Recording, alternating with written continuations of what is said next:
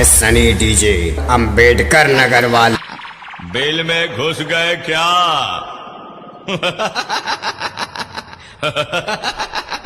तुम्हारा बाप आ गया है।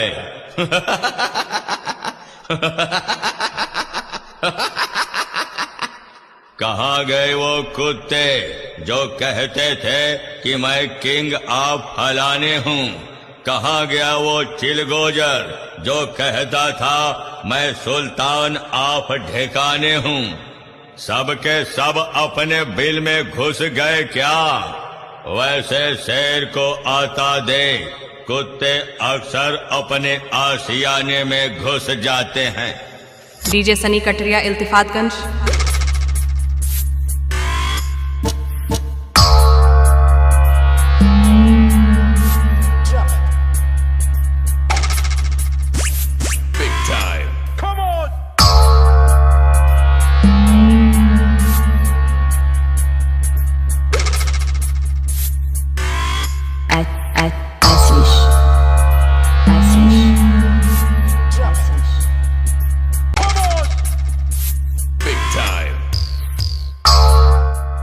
कस बेटवा, हम सुने है तू एह कंपटीशन में बड़ा जुआर से आई यहाँ, बड़ा एहर ओहर से मांगे यहाँ, जहाँ जहाँ से मांगे यहाँ वो सब जानी था। यही लिए तोहका हम ब्रांडेड मंगता मानी था।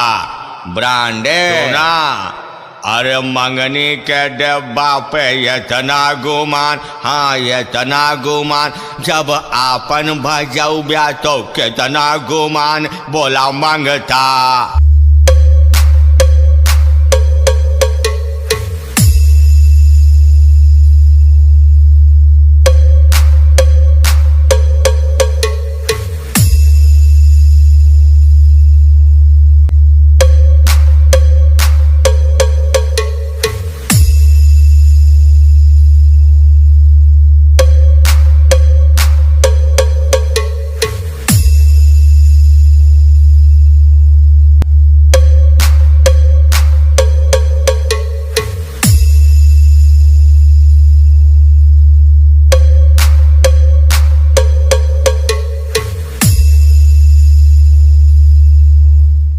गुज्जर पूरी बगावत पर उतार आए हैं कुछ डीजे वाले।